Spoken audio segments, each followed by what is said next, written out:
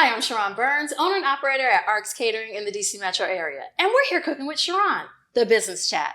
As you all know, a lot of decisions, major business decisions, family conversations, good and bad, happen over food. So that's why we were here cooking with Sharon and chatting at the same time. So today I'm super excited to have Ayanna Smith here, and we are going to have her just say just a couple things about herself. She is, well, I'll explain just a little. She's done so many different things. But we'll talk about that too. She actually has done a business at the Escape Room. If y'all don't know, you need to check it out. You can Google her. I'm sure all that's in there, right? Probably too much on Google. Too much. Okay. She has a t-shirt business. She does all types of other things. And we'll get into that probably during our discussion. But can you tell us, Ayanna, just, where you're from, how long you've been in the area, just a little bit about you. Just a little. Yeah. So I am from Philadelphia and born and raised, and moved to DC in 1996 because I loved Washington, DC when it was Chocolate City, and Don't go there. moved to the region so that I could be around progressive Black folks. Okay. And I've made it my home, been here ever since. Started out in the region doing in the education space, and then got a master's degree in organizational communications, and moved to public relations work, which is probably when I met you, Sharon. I was mostly doing PR work, and that still plays a part in everything that you do, and everything that I do now. Mm-hmm. And became an entrepreneur along the way when I became a mom. And so that's when you first started. Yeah. So okay. Just like you, just what kind of happens in your life leads to other things. Yeah, Right. And so that led to my journey of entrepreneurship when I had my first daughter. And another mom, we were talking about how there weren't a lot of indoor play family entertainment centers in the city. Okay, that's how the Escape Room started? Yeah, it did. Okay. And we wanted to build that in the city. Okay. We were finding that we had to go to Maryland or Virginia for indoor play centers. The Children's Museum had just moved out of the city. There weren't a lot of places for families. Okay. And so we started to explore how we could open an indoor family entertainment center, and did a 200-page business plan. Not 200. Well, let's pause right there because I think I need a glass to sip on. Can we get started on that? While you're talking. I try to pair different wines. This is Black Girl Magic, the McBride sisters, another fabulous Black girl. I'm very familiar. Women. Okay, so we have rosé today because I'm also going to prepare for you a shrimp entree, and then we're going to get back to. Oh my gosh! You know what? Sorry, as a business owner, I forgot to turn off my phone. Sorry. That's what we do. I have phones everywhere. So, oops, sorry. But I'm going to start cooking, and while you sip and you talk as well. So you were starting to say that let's cheers. Thank you. All right. So you were starting to say the business plan. As an entrepreneur, small business owner, a lot of times people take that for granted. Like they don't go through the base work of actually laying out the whole business plan. So can you talk about that a little? Because 200 pages is a lot. It was a lot, but it was a journey that we needed to go through. We were going into an industry that we didn't know much about, and it required a lot of research and a lot of conversations. Okay. And so we left no stone unturned, but we started to have conversations with funders about what it would take to get an idea like that funded. Okay. We were looking at because you were brick and mortar. Yeah. Okay. Yeah, and we were looking at needing about $2 million to get started. Really? Yeah. So in DC, is that on the high end? Because property, just having a business in general in DC or just in the DMV area is very expensive. So it was expensive, but also we also faced the challenge of there not being a lot of warehouse type spaces where we could have a family entertainment center as well. So not just the cost, but also just the availability of, so of that how type much of space. like square footage did you need for that type of build out? I don't remember what we were looking for in terms of square footage. I think we were looking for like, I don't know, anywhere between 20,000 square feet to 50,000 square feet. Okay. And so we were looking for warehouse type of space. Right. And so you ended up at. So first, when we started to have our conversations with funders, we were constantly asked, like, tell us about your background. Right. Okay. You know, like, is this over the phone or is this face it for people within our network who worked in the banking industry or investors in our network who would say, you know, you all are not coming from this background. Right. And it's very unlikely that we would fund a project like this. Because what was your degree in? My master's degree is in organizational communication. So, you know, communications and public relations is the work that I was doing at the time, as well as my business partner was doing similar work. And so neither one of us had experience in the family entertainment industry. And so you had that conversation, they were asking you. Yeah, but what they were saying was that it's very unlikely that we would fund a project with funders who don't have experience.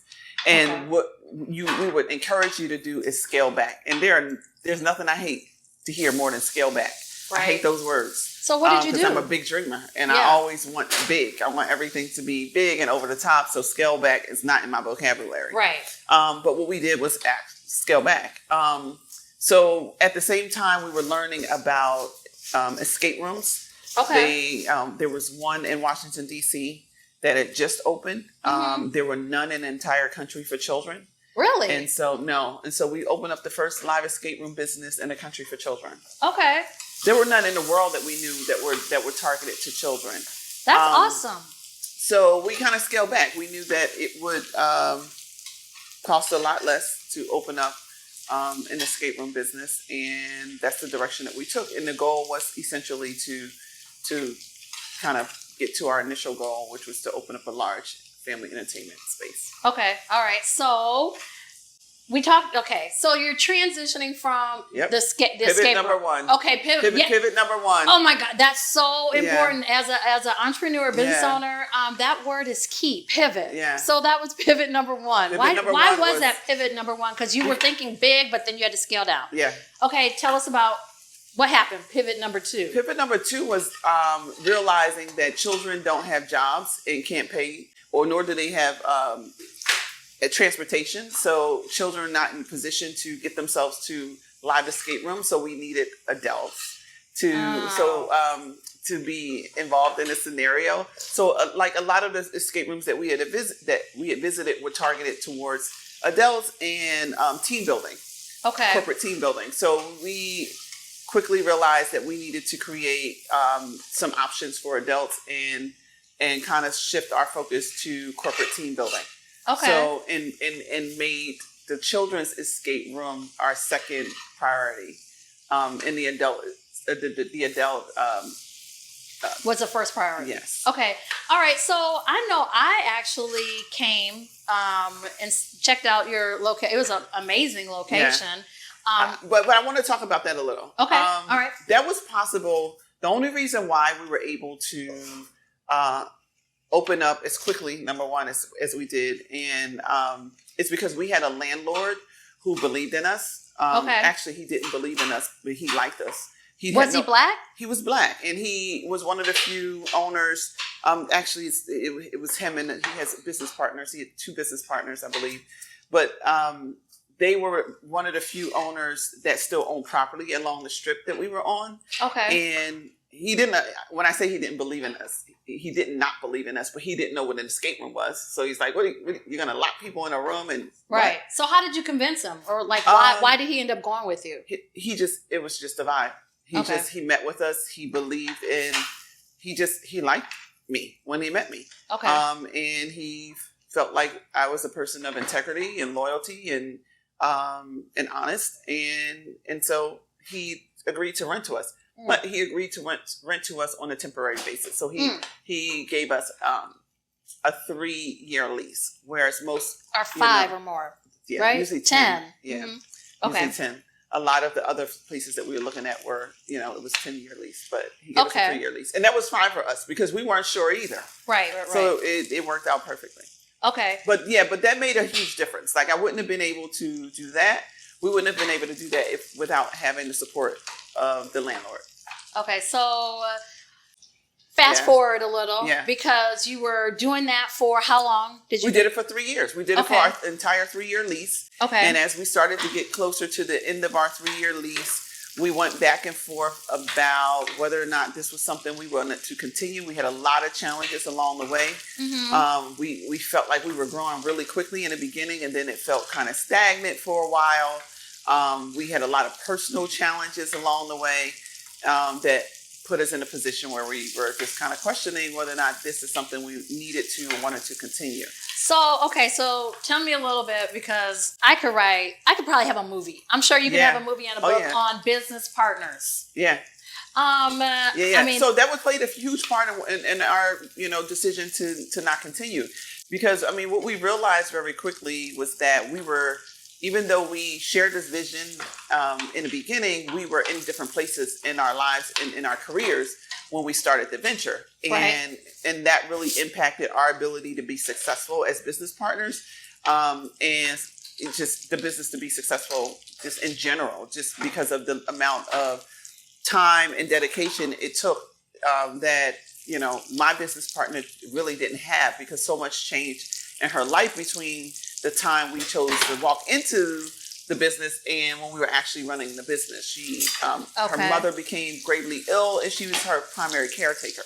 So that really impacted her, the amount of time that she was able to dedicate to the business, which really, impacted me, because a lot of the priorities of the business fell on me, and it was overwhelming. Right. I had a new baby at the time. Right. So did you have a pre-established? We did have an agreement. Okay. We did have an agreement, but none of that really mattered. Like, having an agreement doesn't matter when, humanity comes first. And so regardless of what was in our agreement, she had a mother that was very ill and dying, and that was her priority. So, and that had to be her priority. And I also had a new baby, and I had a husband that was deployed to Afghanistan at the time. Right. So that was also a priority for me. So having things in writing is important, and having those agreements are important. But we also committed when we started the business to our friendship, and decided that regardless of what happened with that business, we wouldn't allow that to ruin our friendship. And it could have. We had there were many opportunities for that to happen. But I was literally about to ask, do you go into business with friends? How did you determine? Are you sure? I was very committed to that. Okay. I was very committed personally to not letting that be the reason why our friendship ended. Okay. And then also, even though it was hard, putting humanity first, we just really had to face the fact that we were both dealing with some personal issues that were impacting our ability to grow our business. Okay. All right. So you stopped after 3 years. We did. Okay. So, I think that an important part of that journey was, number one, learning. Entrepreneurship to me is the biggest confidence booster, because you really learn what you can do. You are amazed at the things that you can do with the resources that you have. Yes. When you're an entrepreneur, you're like, I had no idea that you I could make all of this happen. Right. You figure it out. You figure it out. So, for me, it changed a lot. For me, I said if I were ever go back to a 9-to-5 job, I would be a different type of employee. Okay. Because it definitely changes your work ethic. But while we were running that business, we also helped a lot of entrepreneurs in our community. And so that helped me transition, kind of put my PR skills and communications background to work in amplifying other small businesses and entrepreneurs. And so I kind of started to transition from not just being an entrepreneur, but supporting and amplifying other entrepreneurs, but kind of led me into where I am now. Okay. Which is because I talked about you have a t-shirt business, and then you transition from the escape room to... So I started this t-shirt business because it kind of aligns with my background in communications. It's Ask Me Tees. And the concept is centered around getting people to not argue on social media and to have face-to-face conversations about tough topics. Okay. So, one of the t-shirts was "Ask me why you can't touch my hair." It's just something Love that it. a lot of Black women experience. Yeah. Okay. And then we have some fun, themes around, like, ask me about my HBCU. I love that. Yeah. But lots of topics, Okay. Some fun, some are more serious, but it definitely got a lot of traction. People were very interested in it and see a need for civil discourse, and felt like the brand, kind of offered that. So there's that. But then also, like, in the current role that I'm in, I am the managing director for Gender Equality in Tech, Get Cities, DC, for the DC region. And our goal is to increase the representation of women in tech, including women tech founders. Okay. And so in this role, I'm able to support women and founders in identifying and funding opportunities for their businesses. Okay. I'm able to support women looking to enter the tech industry for a career. Yeah. And I'm able to support women looking to graduate with 4-year computer science degrees.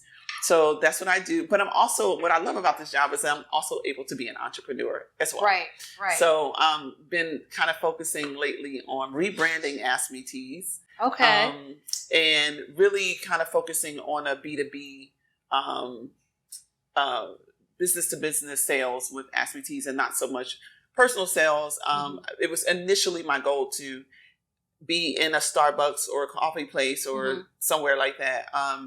But we started to get inquiries from companies wanting to use them for their, like, ERG summits and diversity inclusion, and so kind of found our space there, and kind of want to focus on that more. We're going to talk about that a little bit more. I know you're hungry, so I'm going to plate up something for you.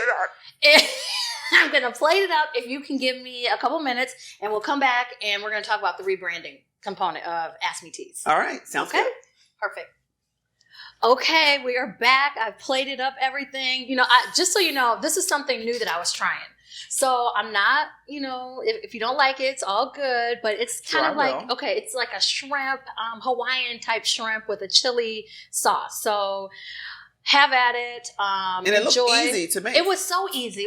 So one of the things I try to focus on too is easy meals for busy moms, entrepreneurs. I'm not a mom, but I do, try to make things easy on myself when I do eat. So I'm going to enjoy. And before you go ahead and enjoy as well, and let us know if it's something that maybe I could put on my menu, or I'm always trying out different things here. So we'll see. But shrimp is my favorite. It is? Okay. Yeah. Well, I think it could use a little bit more spice, but I love it. It has more of a garlic base too. So we could everything just flows so nicely, and the flavors come together nicely, and I'm just going to finish the whole thing. Okay. Well, thank you. Well, we left off on rebranding. So you were talking about your t-shirt business and rebranding. Why did you decide that you wanted to rebrand? What is it going to take? How much money? Because, one of the things for me at RX Catering, I don't know if you knew this, but started off as a franchise and ended up that the franchisor decided he, was going to sell, but he decided to let me keep the name. And so I said, of course I'm going to keep the name if you're going to allow me, because it costs so much to rebrand. So that's one of the main reasons why I kept the RX Catering name. My logo over the years has transitioned a little from the beginning to my current logo. Yeah. So girl, tell me. Well, so tell I'm me not why. changing the name. Okay. I am changing the logo. Okay. Because, I initially launched it on my own, and I did everything myself. But I kind of wanted to bring in a designer who can kind of like capture what the vision was. Okay. I launched, it's been a bootstrap venture, and now I just kind of want to put a little more into just really, really designing the t-shirts a little better, and wait, so you designed them initially? I did. Okay. And it wasn't really no design. It was more focused on the themes that that were on a t-shirt than the design itself. And so now I want to put a little more thought into the layout of the tees. So how did you go about finding the person who's rebranding everything? Yeah. And then also the cost that is involved. I mean, you don't have to tell us all your business, I don't but mind talking approximately, how much is this rebranding going to cost? And, for people that are out there that are current business owners, entrepreneurs, or thinking about getting into it, what is it that they have to realistically think about? How much am I investing in rebranding? Yeah. Well, I mean, so I think my situation is different because I've worked with this designer on bigger projects. So she gave me like a really big discount to focus on redesigning about 15 shirts. And so what I wanted to do was just take a look at some of my data around which shirts did the best, which themes did the best. And then in terms of transitioning to kind of more like a B2B type of situation, I wanted to kind of focus on like if the focus is using the shirts for diversity and inclusion workshops or coffee houses, or to get them placed in a place like Starbucks, what would they want to see? What people in a coffee house want to talk about? And so I've been kind of focusing on just those very specific themes. Okay. And so she only charged me $2,500 to only $2,500.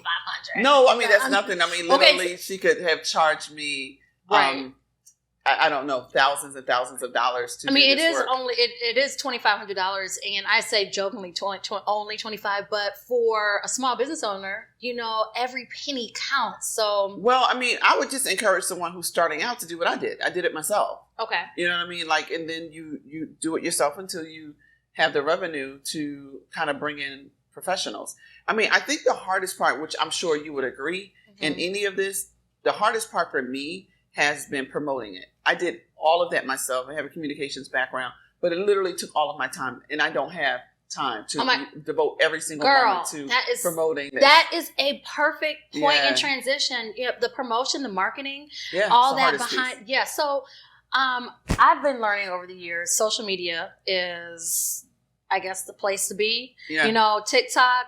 When TikTok came out, I'm like, something else.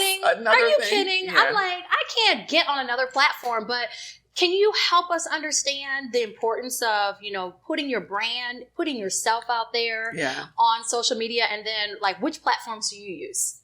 Oh, so I'm really probably not the person to have that conversation, because I absolutely, even though I'm active on social media, I'm not a fan of like having to rely on social media to sell. Okay.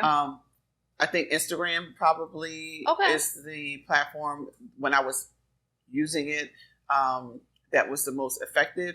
And then Facebook ads were very effective at one point for clothing. And so yeah, there's that.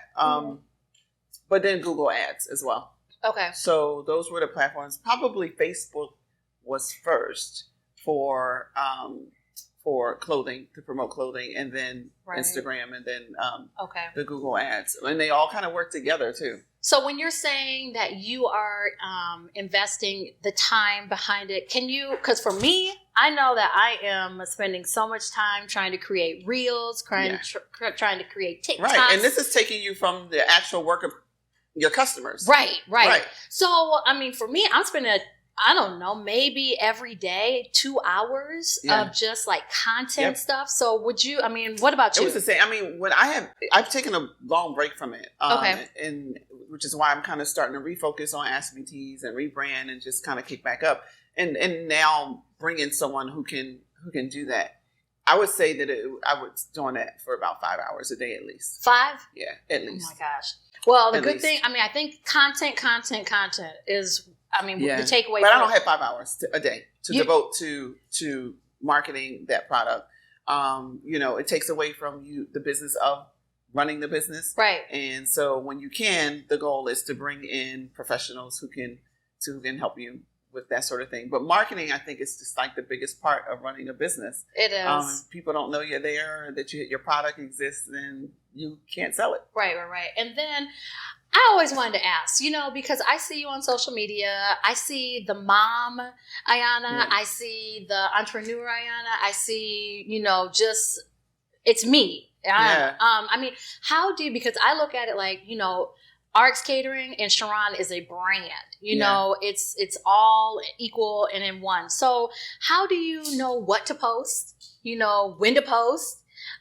Because essentially it is your brand, you know. Well, that's the hard part when you're marketing your business. So you know, you see as a friend, me post a lot of my personal life on social media, and that's fun, and that's all. You can say whatever you want. You can have misspelled words.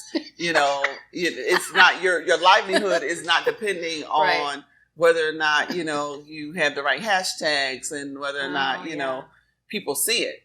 So that's just a different type of beast than marketing, you know, using social media to market your business, where you have to be precise, and there's a lot of data and analytics that go into being able to convert your posts into actual sales. Right. And that takes a lot of work, and it takes an expert. It's not just, you know, I mean, anybody can learn it. Right. And no one knows your business as well as you do. You should, as an entrepreneur, know your customers better than anyone else. You should know where they come from and how they come to you. Right. But it all takes work. And that is just, that's probably my biggest challenge ever. Okay. So business, you're a mom, you started, you know, your main, you know, entrepreneur track when you were pregnant, and then you had your daughter, and now she is how old? 12. Okay. So you've been in the game for 12 years, and you have a second. That's crazy. I didn't even think about it. Yeah. 12 years you've been in the game of doing this hustle, this grinding, and then you have a second child too. So I want to know, how do you balance? Like, where do you say, you know, hey, I am focusing on work, or I'm focusing on my family? Because it's a thin line, you know, because we're on all the time. I'm always on. I'm I'm not good at the work-life balance thing. Okay. Still working on that. Okay. So they're here with me now, right? And so they're here with me, and then I take work with me, and I'm headed to volleyball after this with my laptop. And that's just what I have to do to make it all fit. Right. But I mean, what I hope that they gain from that is just like work ethic and understanding what it takes to really be successful. Right. Just as an employee of a company or as an entrepreneur. Absolutely. But just really understanding that it's like you can't turn it off and on like a light switch when you take things seriously. This is just how it goes. But I do want them to understand the importance of work-life balance, and definitely what it means to preserve your mental health. Yeah, I'm working on that too. So it's a struggle. I mean, it is a struggle. But I definitely hope that if they don't get anything else from it, that they get like the importance of just like hard work. Right. And I think that is okay. So your girls are with you a lot of times, and you have your business, you have your regular, you know, job or your nonprofit that you go to. So once you get Ask Me Teas up and running, you know, to where it's at a point where you're like, okay, it's smooth sailing. Do you have an exit plan? I mean, is this something that you want your girls to actually do? Do you want to continue it on, you know, for the rest of your life? Do you want to start something else? I love to build new things. Okay. So I think that I'm always going to be building something new. I would love to have a company like this acquired. And so that would be the goal for me. I love to build something new and pass it on and watch it grow. Okay. That's kind of like my strong point. Okay. I'm an ideas person. So coming up with a vision and getting it to a place where it can grow and watching it. Okay. So you're married. You know, for some of us that aren't married, hooray. You did not say hooray. Hooray! I mean, that's it's did you say hooray? There are good and bad to all of it, right? There are. I hear about the single life too, and the grass ain't greener, and the dating pool. Yes. It's kind of rough. So it's like that 80-20 rule. So, exactly. So we talked about the girls, your children. So, I mean, how do you balance your personal life with your husband, your man? Right. You know, because you want to make sure he's happy too, but you want that, you know, that sanity, and you want to be happy too. Yeah, I think that one of the things that definitely works for us is that we understand that this is a partnership first. Okay. And he is not a person who is always chasing dreams. Like, you know, he knows military. Yeah. Okay. Structured. Yeah. Yeah. And so I think he learned early on, like, ugh, what did I sign up for? I did not know it was going to be this, but that like he was someone who is like, there's always something new, always chasing dreams. Right. And he is really a good supporter in that way. Okay. And so I think that's very important to have. Absolutely.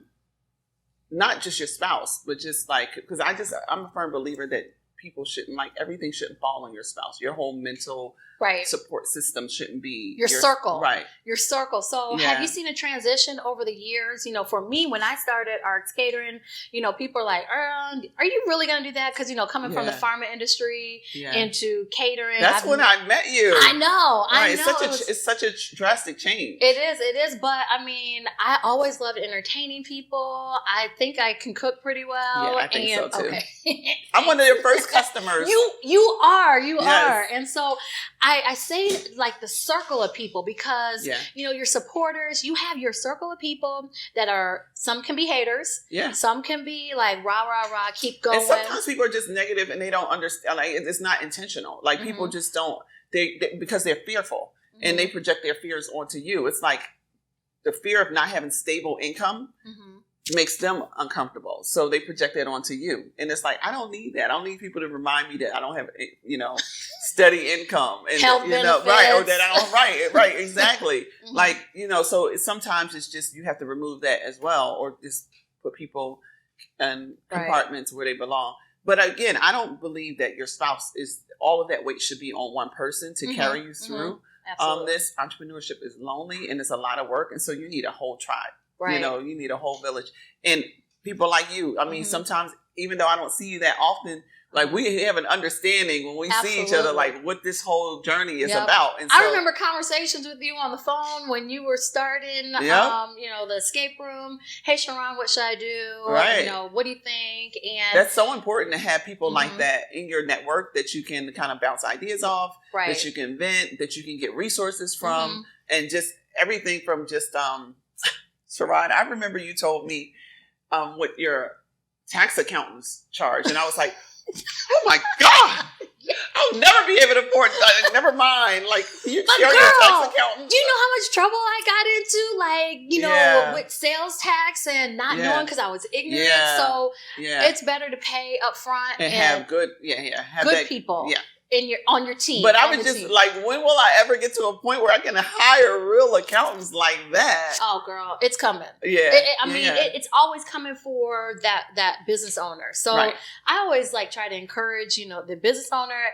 We all started at one point. Yeah. And so that's why this whole community and chatting with business owners and entrepreneurs is so important, because you want to have that, you know, that safe space to bounce things off of and to just have the dialogue, because sometimes it's a matter of just chatting. Yep. You know, and I can't believe that you're going through the same thing I'm going through. You know, it's so, even though we're different. That is really what has carried me through all of my experiences in life.